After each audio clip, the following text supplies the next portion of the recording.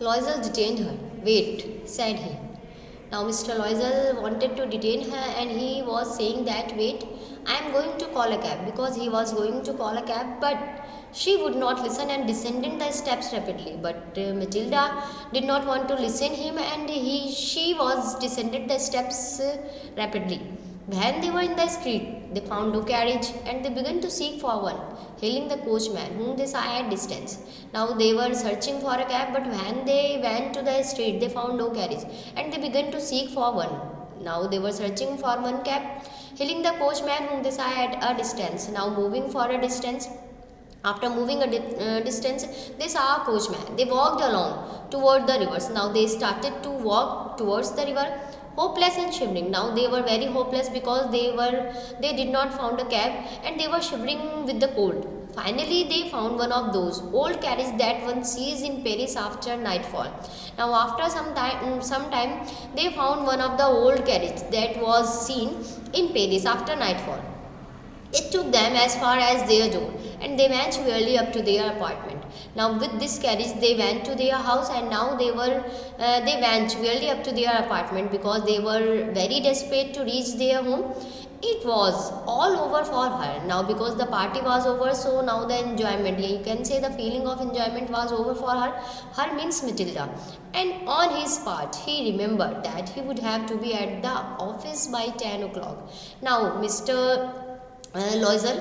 Now he remembered that he would have to be at the office because in the morning he would have to go to the office by 10 o'clock. She removed the wraps from her shoulders before the glass for a final view of herself in her glory. Mrs. Loisel, you can say Matilda, removed the wraps with which she covered her shoulders, and now she was standing before a glass, before a mirror, and now she was wanted to view herself. Yeah, you can say she was wanted to view her glory that was appreciated in the party very much. Suddenly she uttered a cry. Her necklace was not around her neck. Now when she was standing before the mirror, now she was looking her glory. So she noticed that, and after noticing, she uttered a cry. She was crying, and she said that now her necklace was not there. Her necklace was lost. Loisel, already half undressed, asks, what's the matter? Because Loisel also wanted to go to bed, so he was already half undressed. And now, hearing the cry of his wife, he said, what's the matter? She returned towards him excitedly. Now, Matilda turned towards her husband excitedly. I have. I no longer have M.M. Forrester's necklace. Now she was saying that I have her necklace, but now I am saying that necklace has gone. Necklace has lost. He arose in dismay. What? How is that? Now he was saying that how it would be possible? How was it would be possible? It's not possible. It is impossible. And they looked in the folds of the dress. Now they were searching in the folding of the dresses, in the fold of cloaks, in the pockets, everywhere they were searching. They could not find it, and now they were unable to find the necklace. He asked, you are sure you still had it when left the minister's house? Now Mr. Loisel was asking to his wife that, are you sure when you left the ball the necklace was on your neck? Yes, I felt it was came out, but if you had lost in the street, we should have heard it fall. It must be in the cab. Now he was saying that Mrs. Matilda said, yes, I felt it was came out. But now her husband was saying that if you had lost the necklace in the street, it would be fell down in the street, and there must be a little bit noise for falling off the necklace. But it didn't. Yes, it is possible. Did you check the number? No. And did you notice what is that? So it may be possible that the necklace was fall down in the cab, in the carriage. No, they looked at each other, utterly cast down. Finally, Loisel dressed himself again. Now they were looking each other very excitedly, because now they were very excited because the necklace was borrowed from her friend, and now Mr. Loisel dressed himself again because he wanted to search the necklace. Loisel dressed himself again. I am going, he said. Now he was saying that I am going to search the necklace over the track where we went on foot to see if I can find it. I am going to the track where we walked on, and now I'll try to search the necklace. And he went. And saying this, he went. She remained in her evening gown. Now Matilda was in her evening gown, not having the force to go to bed. Now she was not interested to go to bed. Towards 7 o'clock her husband returned. Now it was 7 o'clock in the morning, and her husband returned with having nothing. He found nothing because he didn't found the necklace. He went to the place, to the cab offices, and put an advertisement in the newspaper offering a reward. After searching the necklace, he went to the place to write the complaint. He went to the cab office for investigate about the carriage and put an advertisement. And he also gave an advertisement in the newspaper so that he may found the necklace. And he also offered a reward who will be found the necklace. She waited all day in a state of bewilderment before his frightful disaster. Now Mrs.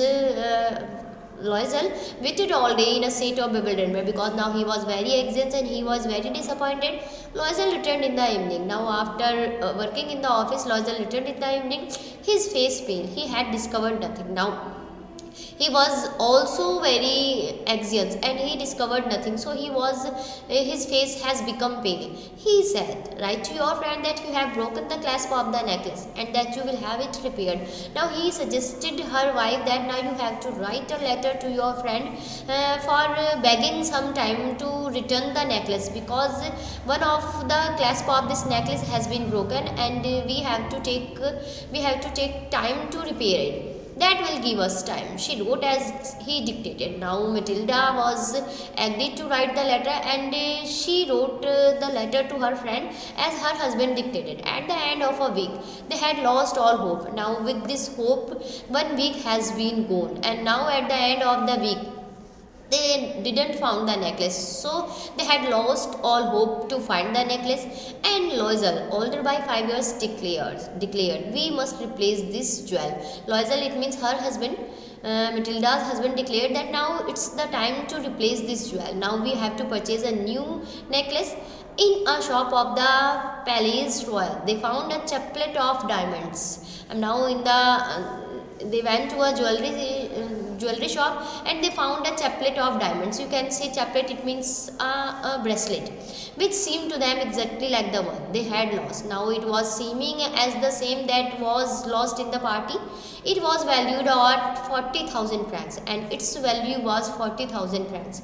They could get it for 36,000, and now they could purchase that chaplet only for 36,000.